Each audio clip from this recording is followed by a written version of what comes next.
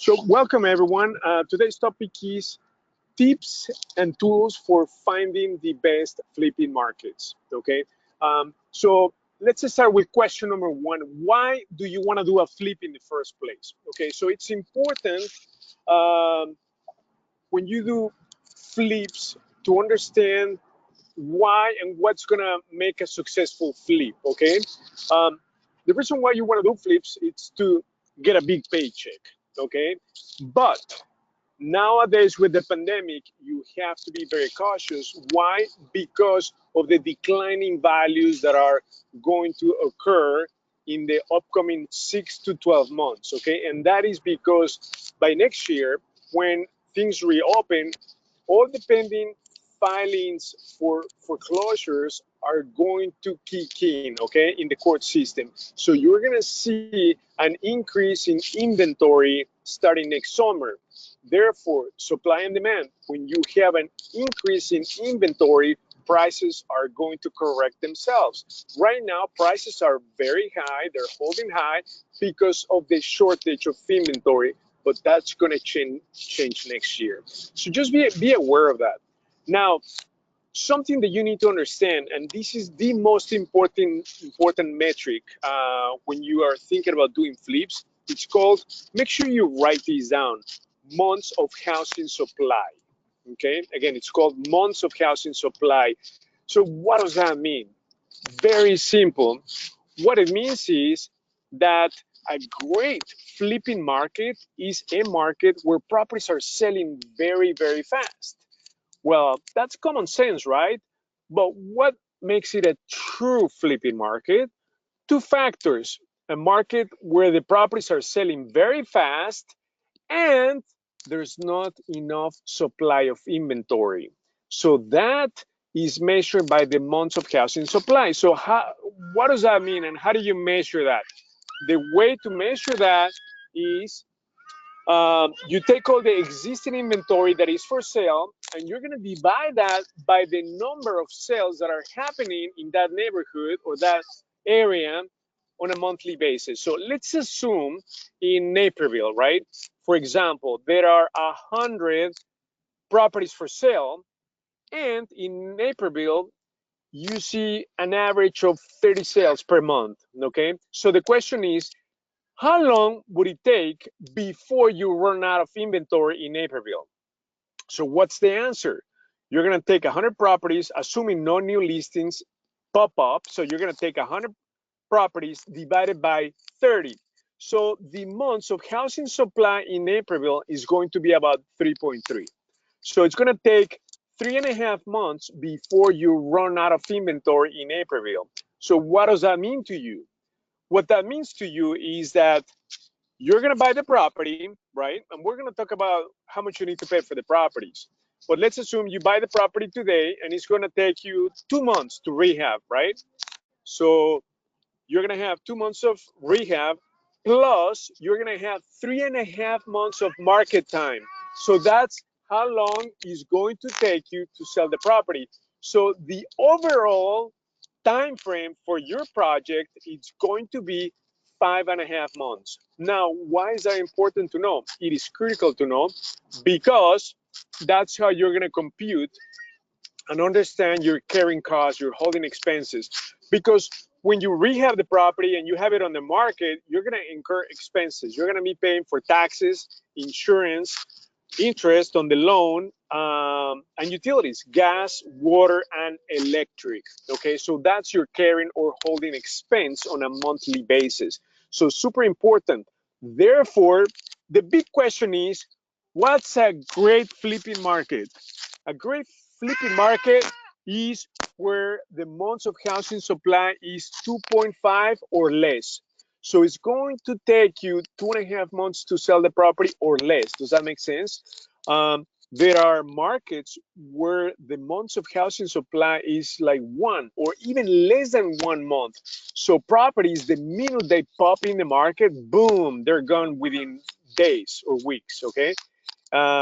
So when you're thinking about flips, the first thing that you need to know is what are the top flipping markets, okay? Because that's where you need to find flips. Does that make sense? Because the mistake that we made when we started in real estate about 2.5 years ago was that we wanted to do a flip. Well, guess what? We didn't know any better, so we bought a property in a rental market, okay? Where a flip would stay in the market for at least 6 months plus rehab. To make the story short, we could not sell the property. We are today breaking even on the property. Okay, so we're not making any positive cash flow, nothing, right? So it is super important for you to understand the top flipping market. But guess what? You don't need to think, worry, create, work, nothing. So we're gonna give you, when you're a DealVault member, a list of the top flipping markets. Okay, we've done the work for you, and those markets are gonna be in the suburbs and also in the city of Chicago, right? Because in the city of Chicago, we have neighborhoods. So we've identified the top flipping neighborhoods in the city of Chicago, and we've done the same for the suburbs. So we're gonna give you the list just to make it easy. So what are the things that we are using to rank the top flipping markets? We're using what I just described, the months of housing supply being 2.5 or less, okay? And the second factor that we take into account is medium purchase price for a 3-bedroom, 2-bath, okay? So you wanna focus on flips where the purchase price is less than 200,000, okay? That's what's going to maximize your return and minimize your risk, okay? Again, less than 200,000. Now, the question is, how much should you pay for the property, right? That you're thinking about flipping? Well, very simple. You've got to have $100,000 spread from the purchase price to the ARV. So if you buy the property, let's say for 100,000, it better appraise for at least 200,000, and the rehab should not exceed 40,000. Those are the two conditions that you need to meet to make at least a 20% return on your flip. Listen to that. You've got to make at least 20% return. So what does that mean? Well, what it means is, let's assume that you buy the property for 100, you're gonna put 50,000 on the property, so all in is 150,000, but you sell it for 200,000. So 20% of 200,000, so 200,000 times 20% is 40,000. So your expectation is to make at least 40,000 on the flip, and that's going to happen.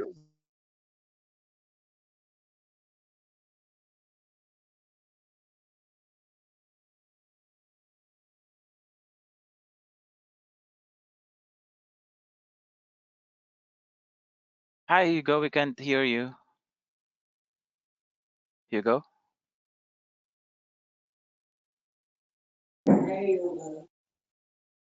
Hi, Hugo. We can't hear you.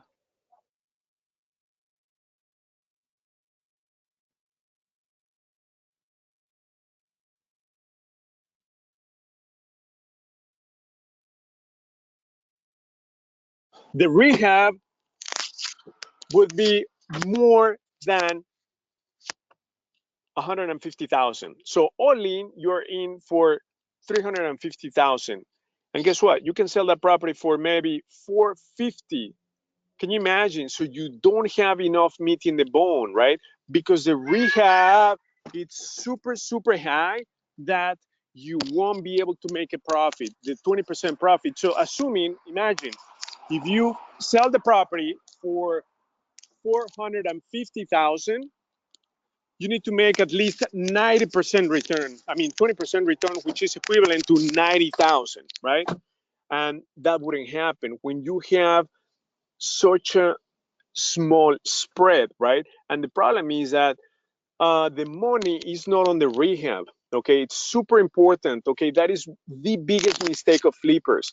They think that if they are taking a big rehab project, that they're gonna make more money, but that's not true. That is just a myth. The bigger the rehab, the higher the risk. Okay, um, therefore, my suggestion is for you to take small flips, right? Where the rehab is no more than 40, 50,000, right? and the purchase price is less than 200,000, you're going to maximize your profit and obviously minimize your return. I mean, you minimize your risk. So super important to take that into account. People, even when they have a construction background, guess what? They have been burned because they've taken these humongous projects where they're touching everything: plumbing, electric, HVAC, roof, windows, foundation, and the standard, right? Like flooring, painting, light fixtures. So they end up spending about 6 to 9 months in a single project. The rehab goes through the roof, meaning over $100,000, okay, just to make perhaps 80 to 150,000 profit, okay? If you divide that by 10 to 12 months, so that's about 15,000 per month, right? When if you were to do smaller transactions or flips, you could make 30, 40,000 in like 3 months, 4 months, okay? So you can double your income when you focus on smaller transactions. Does that make sense? Okay, so I want to emphasize this, okay? You've got to focus on small projects, nothing big, and you've got to have at least $100,000 spread, and the rehab should be light to medium, okay? Try to stay away from the gold rehabs because when you take on small to medium rehabs, guess what? You're still going to have unexpected expenses. So let me give you an example. When you take a medium rehab is about 30 to 40,000. Guess what? The unexpected may range from 5 to 10,000 on a 40,000 rehab. That's just the unexpected, meaning that you open up a can of worms that you didn't anticipate, and that's going to cost you 5 to 10,000. So that is why you always need to have a cushion for about 5 to 10,000 when the rehab is less than 50,000. But imagine somebody taking a rehab of over 100,000. Guess what? Now the unexpected is not going to be 5 to 10,000. The unexpected turns into 20, 25, 30, 40,000, right? So you can lose your shirt. That is super important, and that's the biggest mistake investors make. Because just think about it. If the money was in the rehab, wouldn't you think that contractors, handyman would be extremely wealthy, right? But in real estate, the money is not on the rehab. The money is on getting a great deal on the contract, because you're going to be making money when you get a great deal on the contract. Not when you rehab the property, not when you rent it, not when you refinance, not when you sell it. No, you are going to make the money when you get a great deal on the contract. Okay, super, super important to take this into account. So let's just recap to make sure that we are on the same page and that we understand the steps that you need to take when you're thinking about flipping. First of all, in real estate, there are three exit strategies. You have a flip, rent, and wholesale. Um, Flipping, you're going to do flipping because that's an easy, relatively easier way to get a big paycheck, okay? But there are risks when you do a flip, right?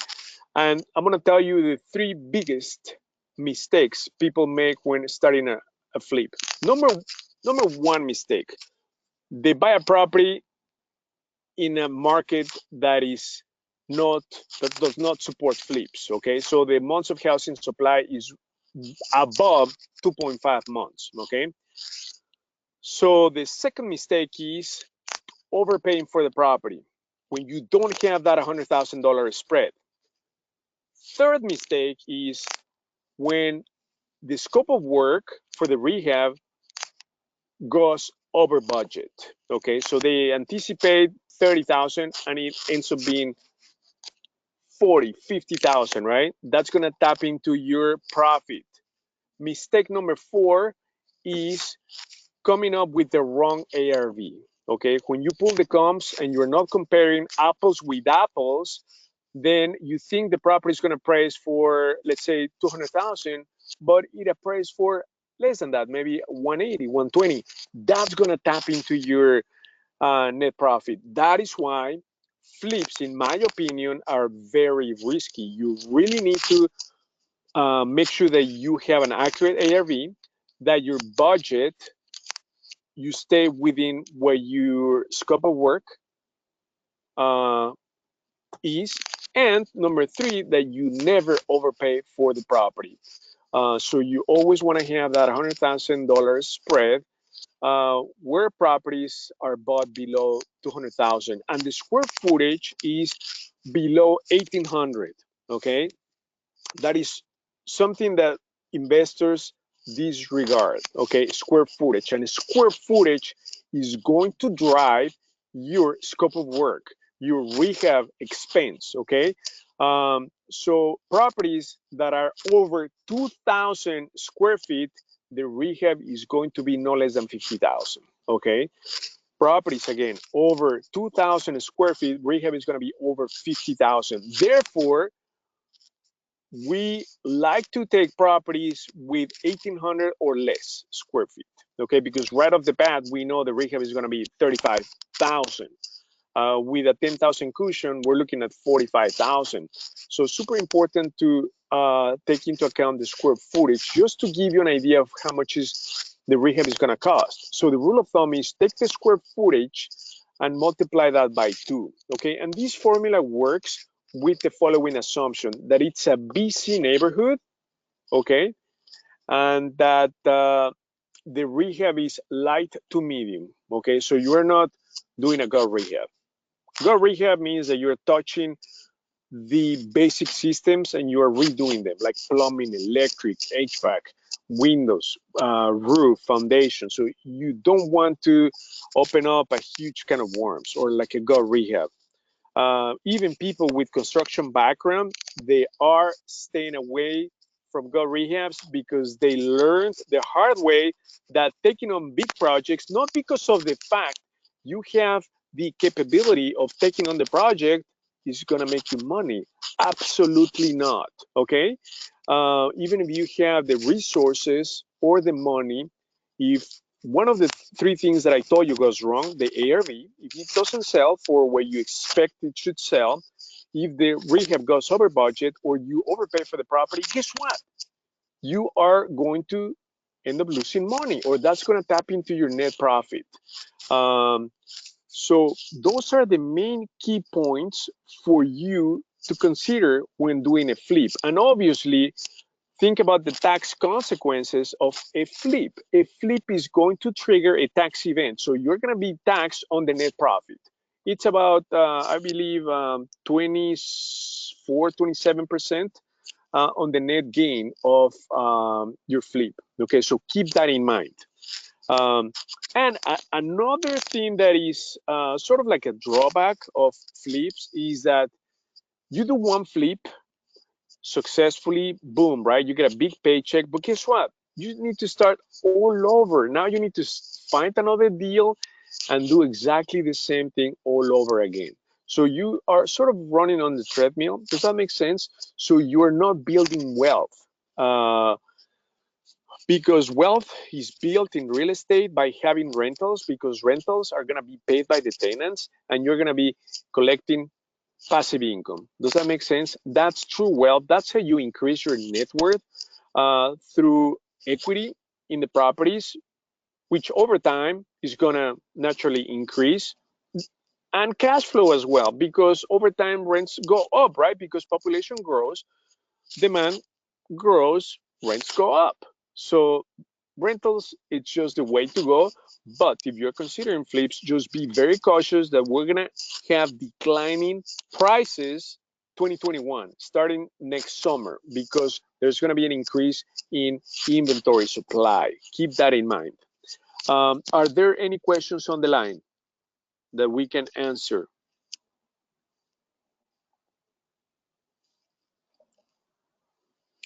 Feel free to unmute yourself if you want and ask the questions. Hello. Yes, hi. Hi. I have a question. Um, Yes. how do you when you're to determine um that a flip is worth well, like how do you determine the how much it's gonna cost? Okay, the rehab, how much the rehab is going to be? Yes. Yeah, like how Okay. much a rehab is gonna cost. Okay, so let me tell you the way we do it. Okay, so let's assume I walk a property, I walk inside a property. The first thing, even before I walk inside the property, I want to have an idea of what the square footage of the property is. That's number one. Number two, I'm going to look at the kitchen and the bathroom. First, if they need to be upgraded, that means that right off the bat, we are into the medium rehab. So it's not a light rehab. A light rehab, you don't need to update the kitchen or the bathroom. You just need to perhaps paint the kitchen cabinets, maybe change the appliances, and that's it. That's a light rehab.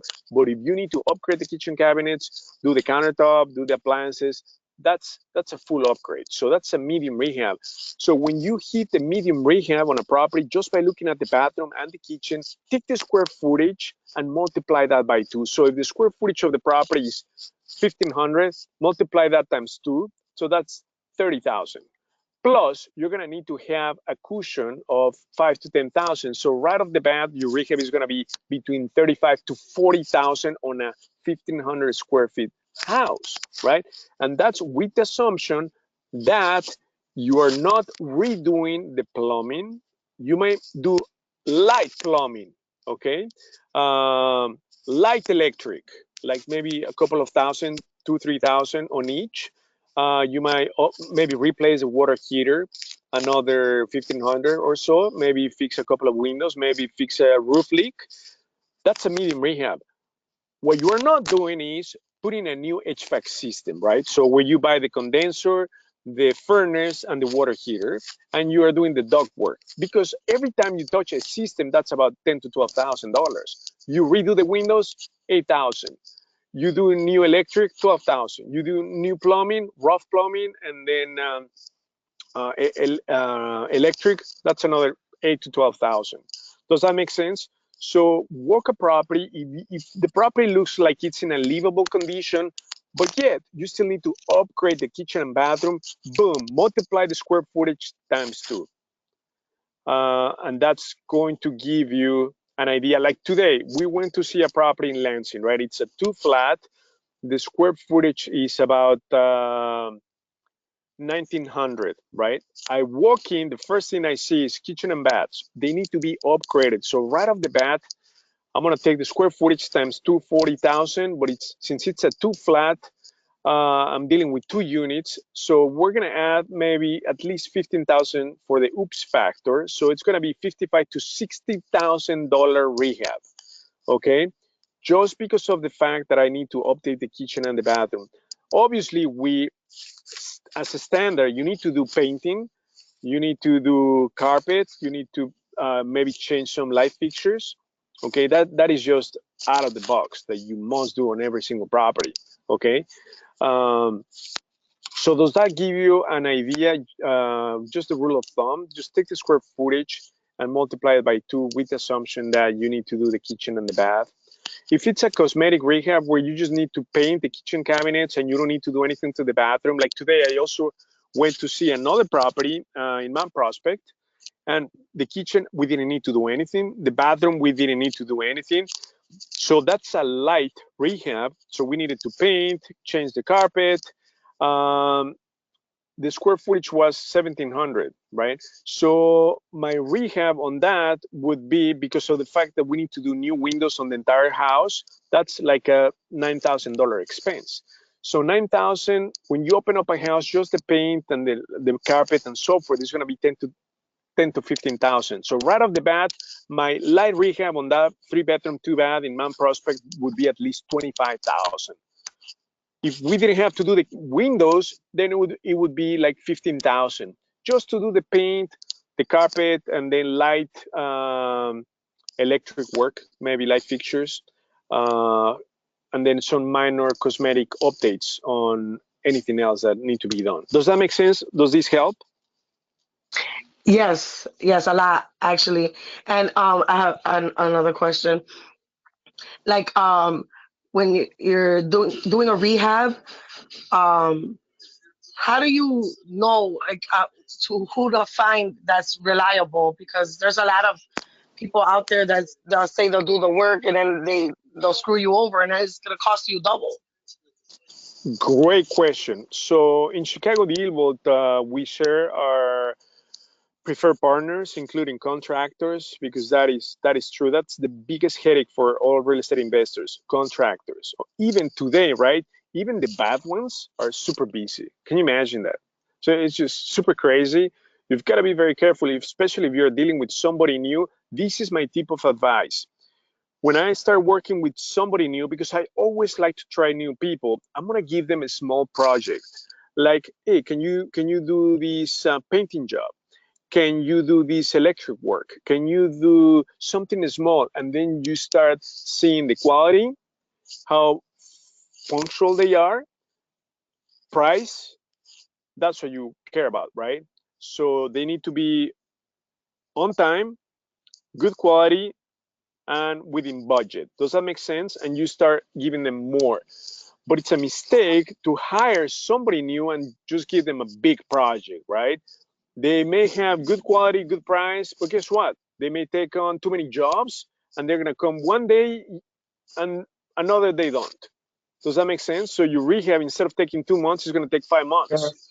So that's no good because you're paying for holding expense.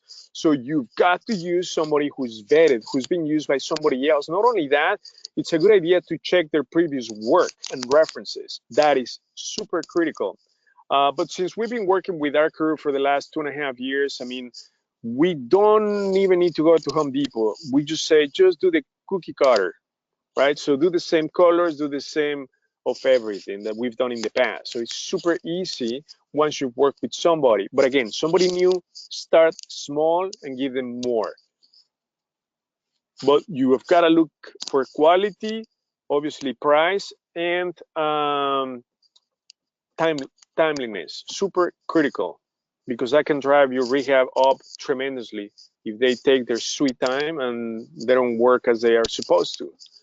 But we're going to share our contractors through ChicagoDealVault on their preferred partners.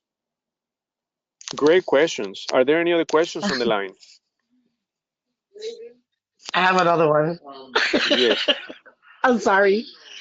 Um, okay. Do you give yourself a budget like on certain areas? You know, like some areas are like high end neighborhoods, some are lower, and like when you're gonna look at like a rehab and you're look at a home, um, you okay, this is the limit. I will not pass this for this area, and I'm not gonna pass this for this area. Great question. So let me just give an example. Yesterday, I went to see a property in Park Ridge. Park Ridge is an A area. So we classify or categorize the areas in A, B, C, D. A being the most expensive, D being the least expensive. Okay. So the A neighborhoods, the quality of the rehab is gonna need to be really, really high end. So B neighborhoods like B plus, like Mount Prospect. I went to see a property in Mount Prospect today. So the rehab doesn't need to be as per the A neighborhoods, but it needs to be very good quality. Okay. Now I went to see another property in Lansing today. Lansing, it's a B minus C plus neighborhood. So you would not spend the same kind of money in Lansing than you would in Mount Prospect, because Lansing is a C neighborhood. Mount Prospect is a B plus, and Park Ridge is an A minus, right? So you need to do the rehab finishes according to the neighborhood or to the area. Does that make sense? So let me give you an example. In Park Ridge, for the countertop, you're gonna need to do quartz. In Mount Prospect, you don't need to do quartz. You can do granite. In Lansing, granite would be nice. You're gonna command higher rents. But you can get away with the wood laminated countertop. Does that make sense? And Yes. and the same applies for appliances, right? So you need to go with the top appliances for an A neighborhood, whereas in a C neighborhood, you can get away with white or black. But in a B neighborhood, they have to be stainless steel. So you're gonna need to do according to the neighborhood. Like the property in Mount Prospect that I went to see, the kitchen was super nice, but they put black appliances and they were brand new. that's a mistake, right? On a B plus neighborhood, you cannot do white or black. I mean, if people are gonna pay close to 300,000 on a rehab property, you better have stainless steel appliances. Does that make sense? So great question. You've got to do according to the market. So that is why the formula that I told you of taking the square footage times 2 is going to work for B and C markets. But if you were to take that to an A neighborhood like Park Ridge, whoa, you've got to multiply the square footage times 4. So the rehab in the same size property in Mount Prospect that you would pay 30,000 in Park Ridge is going to be double, 60,000, because of the quality of the work that you need to put in. Great question. Richard, there's another question. With the change in with houses, do you still see the spring summer markets being affected by potential foreclosure increase or decrease with DEMS in control? Richard, what do you mean by DEMS in control?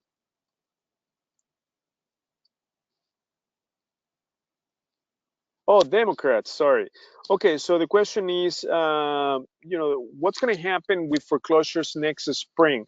So this is what's going to happen. Regardless of being Republican or Democrats, the courts will eventually open. What I've heard is that sometime in April, right? So all the pending filings for foreclosure, and when the forbearance program ends in March, there's going to be a huge tsunami wave of filings for foreclosure that are going to kick in next summer. So you won't see that inventory maybe until towards the end of the year or maybe early 2022. Okay, but there's going to be a huge wave of properties coming back into the market. Okay, that is why property prices are going to correct themselves. Property prices are going to go down. The speculation is that they're going to go down from 10 up to 20%. So a property that is worth 200,000 today, by 2021 or 2022, the same property you can buy it for 185,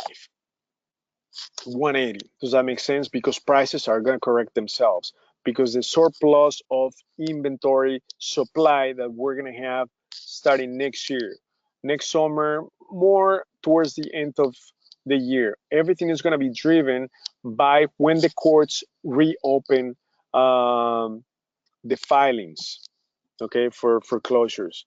But it's going to be huge because we still have the highest unemployment rate in history, 25% unemployment. So if those people are still unemployed by next spring, next March, when forbearance ends, guess what?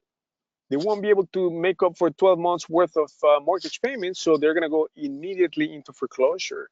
So it's going to be, whoa, it's going to be very, very stressful for many homeowners, but that represents a huge opportunity for real estate investors. So you are at the perfect time to ride an awesome wave that it's coming up next year. So what you need to do today, you need to stash cash, watch your credit because your credit is going to determine your terms on your funding, okay?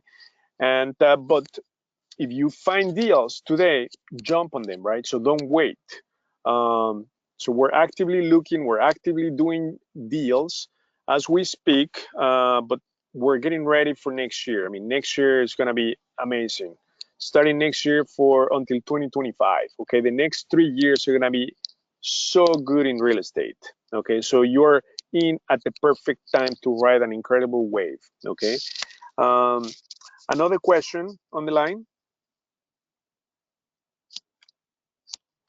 If nobody has a question, I have one more.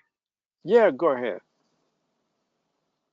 Um, when you're looking for homes to like rehab or like buy and hold and stuff like that for like rentals, um, do you have like a certain strategy or a certain place that you look for, or you just like you're searching wise?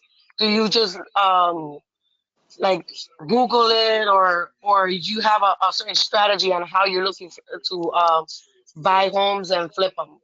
Oh, okay. So first of all, tonight we're gonna give you access to ChicagoDealVault for free for the next 30 days. FYI, because we built this platform where we have access to off-market properties and MLS properties, but we focus on off-market properties, which are technically not for sale, and that's where the big profit spreads are. So we have probates, pre-foreclosures, upcoming auctions, REOs, vacant properties. So we're gonna give you access to that tonight, so you find incredible deals with high equity. Like, we'll train you for you to find amazing deals. But just to answer your question, the way we do it is also when you're a DealVault member, we're going to give you the top flipping markets because that's tonight's topic. But we also know the top rental markets. So we set alerts through ChicagoDealVault on the top flipping and rental markets. Okay, so I want to know when a new property is coming up, whether it's MLS or off market, right, in the top flipping and rental markets. We focus primarily on rentals because that's the way to build wealth, but we have partners who only want to do flips. So we're also looking out for great flips as a secondary strategy. And then wholesales are always a great strategy, right? Because sometimes you're going to make more money on a wholesale than on a flip. Because wholesale, you can wholesale the deal in weeks and make maybe 20, 30,000. Whereas if you were to do the rehab and take 6, 7 months, you're going to make maybe twice as much. But what would you prefer, to make 20,000 in a month or 40, 50,000 in 7 months? Does that make sense? Plus the stress and headaches. So I highly recommend you do rentals, wholesales, and then be cautious on the flips, okay? Because as I said earlier, there are too many moving pieces that if you don't get right, like the ARV, the rehab, and buying it for the right price, you can lose money, okay? But yeah, again, we know what the top rental flipping markets are. We have to buy it with $100,000 spread, and the rehab should be light to medium. We never take gut rehabs, okay? Like the property we went to see in Park Ridge yesterday, the rehab is going to be over 150,000. We're going to skip it. Can we wholesale it?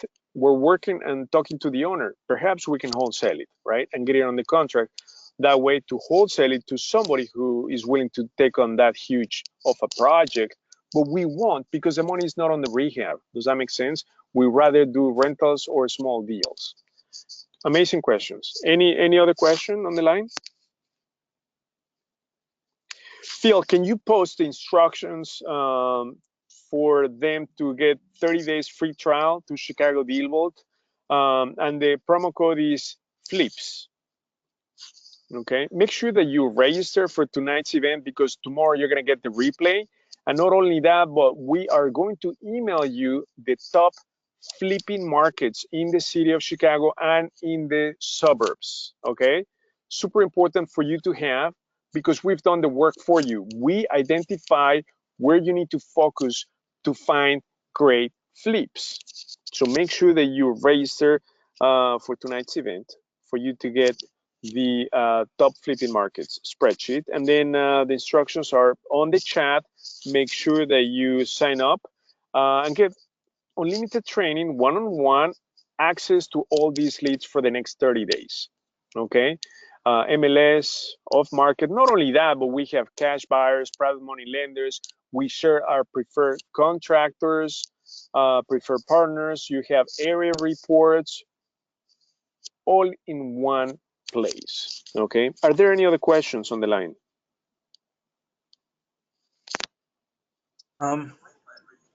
Question with we were talking about rental properties. Yes. Now, if you would have to buy the rental properties outright for you to actually do the rental properties, right? What do you mean that outright? What does that mean? Like cash or? I mean, yeah. You should start with flipping first before you do the buy and holds, right? No, and that's a big misconception and myth that people believe even that they should start with wholesales, move up to flips, and eventually rentals. No, because guess what? If you find a great deal, guess what? There are going to be plenty of people right now. There are plenty of money sitting out there that they're going to be willing to partner up with you. Okay, so the key is that you've got to focus on finding great deals with at least $100,000 spread. That should be your focus. The exit strategy is the easy piece, because you know what? Like for instance, we got a deal near Midway about a year ago or so for 120,000. Okay, we knew that property could sell for 240 all day long, and it needed like 20, 30,000 in rehab. So it was an amazing deal. We got it on the contract, and the next step was, well, is this a flipping or a rental market? I know it's a great deal, and you know, the months of housing supply was less than a month. So it was a no-brainer to flip it. So we flipped the property. We made like 60,000. It stayed in the market for 27 days. The rehab was about a month and a half. So in less than 3 months, we made like 60,000 bucks, right? So, but the key again is to get a great deal on the contract. Let me give you another example. Today, we went to see a property in Lansing that we're gonna get on the contract tonight, right? And I brought our funding partner with me to see the property. Our funding partner is gonna pay 100% purchase price, 100% of the rehab, okay? What was my job? To find a great deal that is gonna cash flow for a rental. Does that make sense? So you don't need to start wholesaling. You don't need to start flipping. You can go straight to rentals. So get a great deal on the contract, and there'll be plenty of people, including us, that wanna partner up with you. Does that make sense? Well, yes, but if you don't have the money, then how would you get the residual income coming in? Because Okay. So let me you'd give you the have to wholesale. example. No, let me give you the example that I told you tonight. So this property in Lansing, right? They're asking for 87,000, a 2-flat. It needs about 50, 60,000 in rehab. Okay, so all in is about 150,000. So we're gonna get 150,000 from our funding partner. It's a private money lender. Okay, so we're not putting any money out of pocket. We might pay for closing expenses, but we're getting 150,000. Then what we're gonna do is buy the property, rehab it, rent it, and then we're gonna refinance. So we're gonna pay off the private money lender and put it into a rental loan, long-term, 30-year or 25-year low interest rate. So we're gonna end up with a rental that cash flows over $600 with very little or no money out of pocket and stuck in the deal. Does that make sense? Because that property is gonna price for over 200,000. So all in 150, we're gonna end up with over 50, 60,000 in equity. So we have enough equity to refinance the property, meaning paying off the the private money lender, keep the property, keep the equity, and on top of that, cash flow. You see that? Am I putting any money out of pocket? I'm gonna wire the earnest money today. It's a few thousand, okay? That's about it. So even if I have 5,000 in the deal, and get a $200,000 rental that pays for itself, and on top of that, it gives me like $600 a month in positive cash flow. Does that make sense? But my job, just reverse engineer what I just said. My job was to get a great deal on the contract. Does that make sense? Yeah. So you don't have to have the money, just get the property on the contract. And that's what I said earlier. You're gonna be making money when you get a great deal on the contract, not when you rehab or rent or refinance or sell. No.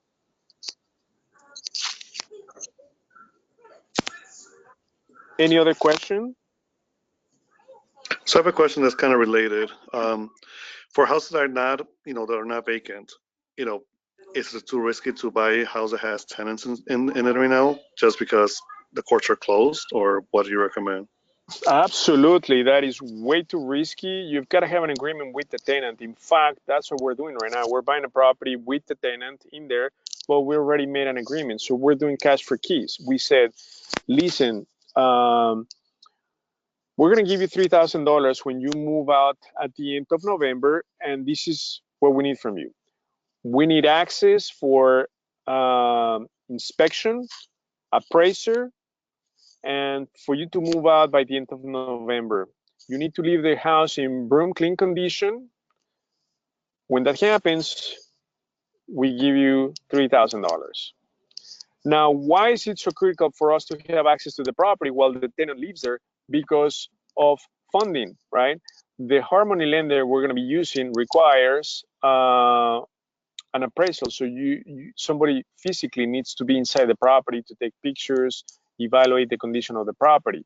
So if you don't have an agreement with the tenant or the owner, whoever is in the property, guess what? You're not getting funding because or there are like home lending. It's a nationwide lender. They're going to give you, they do like a drive-by appraisal, so they don't need to go inside the property. But guess what? They're going to give you only like 50% of the purchase price. You're going to need to come up with another 50%. We don't want to put that much money into the deal. The less we put, the better off we are, right? OPM, other people's money. You've got to leverage to grow. So buying owner-occupied properties is way too risky. Like I know an investor who bought a property before COVID for 60,000. It's worth a little bit over 100,000. He has not been able to do anything with the property. So, and the problem is that they can vandalize the property. They can tear everything out, even plumbing, copper pipes, appliances, countertops, cabinets. I mean, so it's way too risky. You've got to have an agreement with the tenant or owner for sure. Do a cash for keys. We've done it a few times, but great question. But again, if you're a beginner, stay away from owner-occupied properties unless you have a written agreement with the owner or tenant. So I know it's hard to predict, but what happens if you have an agreement and then they say, "I'm not moving out"? Then you take them to court. Is the court or the courts allowing those kind of cases, or you're pretty No, much right out of now luck? everything is closed. So when you talk to the owner or the tenant, you really need to get a good feel of whether they're gonna move out. So you've got to keep in touch with them. Hey, how's it going? Have you found a place? Do you need help? So because what we've done is we offer the cash, and on top of that, we offer like moving expenses. Like we will pay for your movers and even like a 2-month storage place somewhere. So we really incentivize them to move out. But if we get the feeling that they don't want to go anywhere and they're happy there, forget it. Because then right now you won't get them out until who knows when next year, because the courts are still closed. The moratorium for evictions is still until December, but that's going to be extended. No evictions. So your best bet is cash for keys. But if you get the feeling they're happy, they don't want to move, then it won't matter. So that is why it's way too risky to try to pursue that approach, because you may not do anything with the property. They may vandalize the property. Only people that I know that own over 50 properties can afford to do that, because what's one more, right, that they don't have access to and that is vacant? It's not a big deal, right? But if you're starting, you cannot afford to make that mistake. You cannot afford to lose money. You cannot afford to have a vacancy in a vandalized property. So I guess final question related: who holds the money for a cash for keys? We wire the money to an escrow account held by an attorney. It could be their attorney, it could be our attorney. So the money is in escrow. And then we do the final inspection. If everything is in broom clean condition, boom, we release the money. So they feel safe, right? That we put the money in escrow, and our money is protected. So we're not gonna give them the money before they move out. So we need to make sure they're out. So it's held in escrow. Thank you. That was very helpful. Oh, my pleasure. Are there any other questions on the line? Yes. Okay. Can I ask a question? Of course. Okay. Right. Thank you. So, I don't know whether the question has already been asked already, I wanted to find out, how do you find a good deal around you? So in ChicagoDealVault, the system we're giving you access for free tonight. We log onto the system. I usually look for off-market properties like pre-foreclosures or bank-owned properties. And what I do is in the system, we tell you the ARV, we give you an estimate of the rehab, and we even tell you how much you need to pay for the property depending on your exit strategy.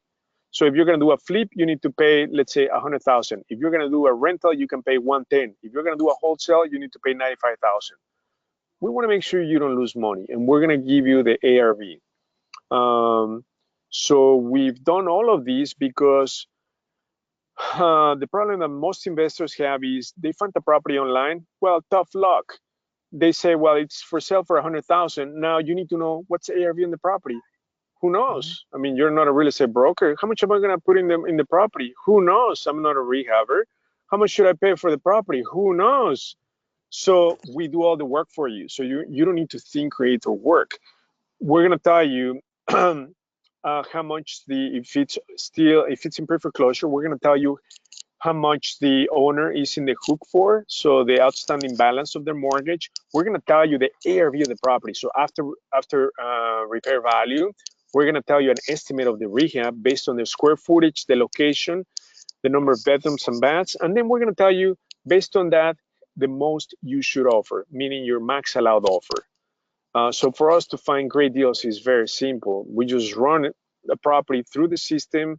We have a power search function. We put in an address and boom, it tells us the ARV is these, the rehab is going to be roughly these, and the most you should pay is these.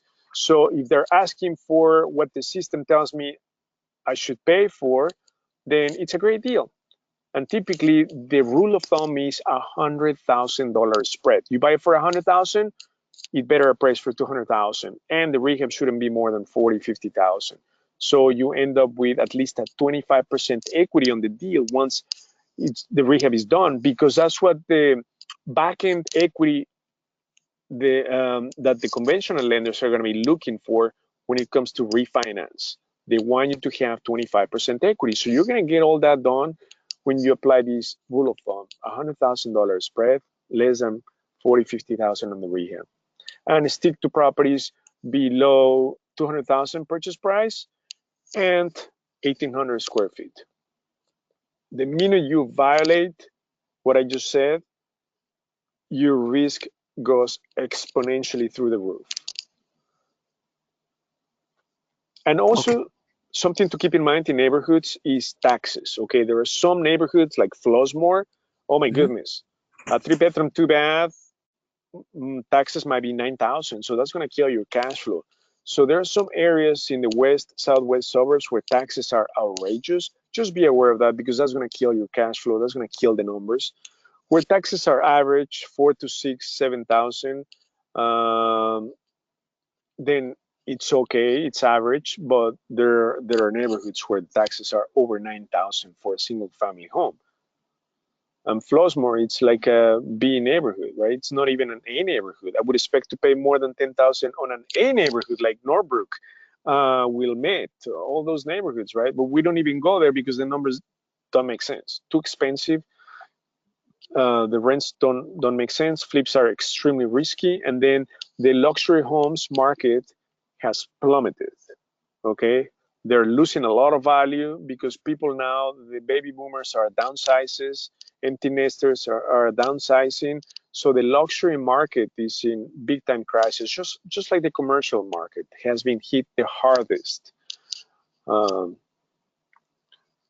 that answer your question? Yes, it does. I appreciate it. Oh, no problem. Are there any other questions on the line? Amazing questions, guys. You are on fire, all of you tonight. So ask more questions, please, if you have. I'll have another one if nobody else has a question. Go for it. Okay. For Illinois, I don't know, because rules, and regulations change frequently. You mentioned wholesaling. I was reading up that wholesaling, you need to be a real estate broker to wholesale in Illinois.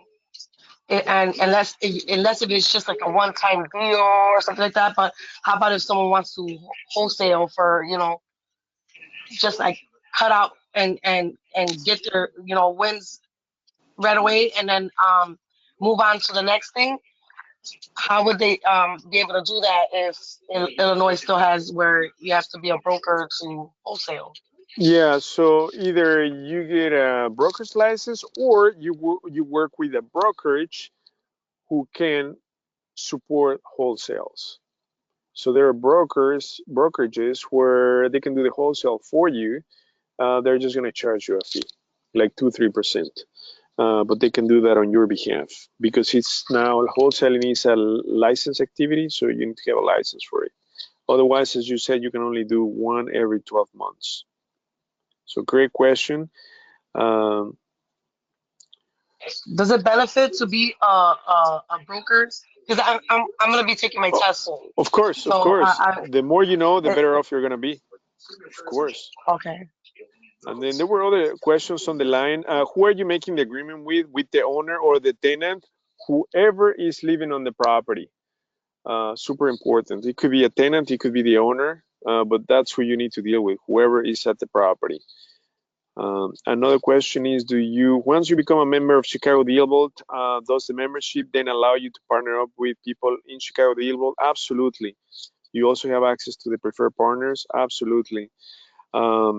Another question is, have the tenants misled you? No, they're being pretty straightforward because we give them a very nice incentive, like no less than $3,000. So they won't get that money anywhere, and eventually they're going to move out. So instead of waiting for them being evicted, they rather run and take the cash. So cash for keys works amazing, but you're looking at $3,000 at least. What criteria do you use to rank neighborhoods, A, B, C, or D? Well, we take amenities, employment, crime, schools, and household median income. Those are the parameters that we take to rank the neighborhoods, A, B, C, D. So focus on, I would say, B for sure, A minus, C plus, okay? Because C and D were hit the hardest with the pandemic because people in blue collar lost their jobs, okay? While the white collar get to work from home or remotely. So they're being affected the least. So focus on B primarily neighborhoods, C plus. What is the advantage of the Blue Angel membership besides the shadow inventory? So we're going to be able to partner up with you. So if you have a deal, we're going to help you line up funding for you. That's the biggest advantage. So we're going to be able to partner up with you. Another question is, please see my question 723. What's the question? I cannot see the timing on these. So if you can repeat the question, that'll be great. Phil, if you can read out the question from Valerie, that'll be awesome. Are there any other questions on the line?